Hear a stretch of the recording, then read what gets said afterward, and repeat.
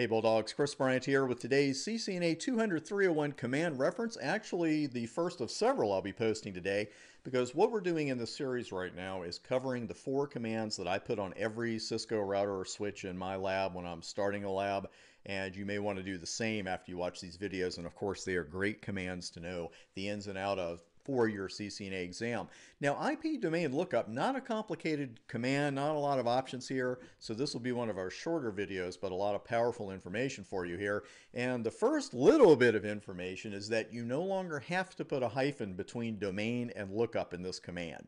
So you can do it, you can't do it, you don't like hyphens, you're typing it out, just type no IP domain lookup or IP domain lookup, and you'll be fine. So that's why I have that little tiny space highlighted there between domain and lookup. Now right now I have this particular feature disabled, and when it's enabled you're going to notice that you won't see it up here in your config, and it should appear at the top of your config when you're near your hostname command, that kind of thing, just a little further down. But again, if you don't see IP domain lookup, it means that it is actually enabled. So with all that said, what the heck does the IP domain lookup command do to begin with? Well, let's go ahead and re-enable it first. Now I'm going to use iOS help here for the IP domain and then lookup option, and it gives a really good explanation of exactly what's going on. Enable IP domain name system hostname translation. That's kind of a fancy way of saying that if you enter something that isn't a command on a Cisco device, the router or switch is going to say, oh, they must want that translated via DNS, so, they must have it in there for some kind of host name. So I will go out and find a DNS server and translate it. The thing is, if you're not set up for that, and most of us aren't in our labs, then it's just going to send out a broadcast looking for a DNS server to do a translation, and well, you'll see in just a moment. Let's go ahead and put lookup here. And that's the full command. We see the CR there, so we know that's a legal command. We'll save those options for another day.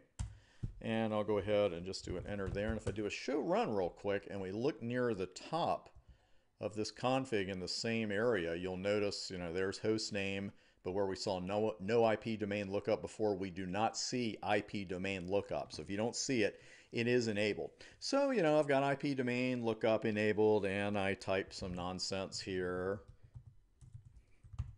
and I hit enter. And it could be just a command that I've got one letter off, right? It doesn't have to be nonsense. But here I've typed something in that is obviously not a legal command. So the router is going to look at it and say, oh, okay, they must want that translated. I'm going to go look for a DNS server to translate.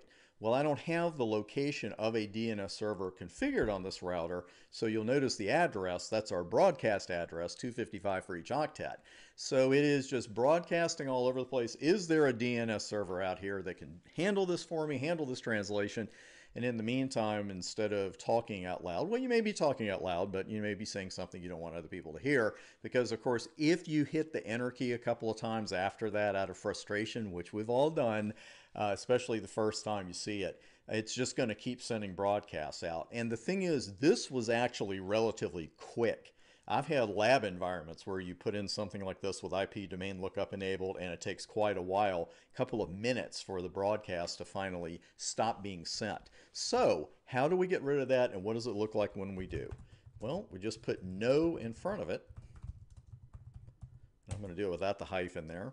And now let's go ahead and send something similar to that, and you'll see that it says, oh, translation, but the thing is, it's a bad IP address or host name. What we could do is create a host table on the router that maps this word to an IP address, but we didn't have that here either. So it tries to translate it that way first, and then says, oh, okay, I don't really know what you're talking about here, so here you go. But you can see what you're missing here is your router looking for a DNS server that does not exist. So, again, more of an annoyance saver than anything else, a little bit of a time saver. But in a lab environment, it's a great command to use. And again, that's no IP domain lookup with or without the hyphen. That wraps up this particular CCNA command reference. Look for others coming to my YouTube channel, including today being February 2nd, 2021. I'm going to record the other 3 commands that I like to put on my lab equipment, and I hope you'll find those helpful as well. As always, thanks for making my work part of your success story.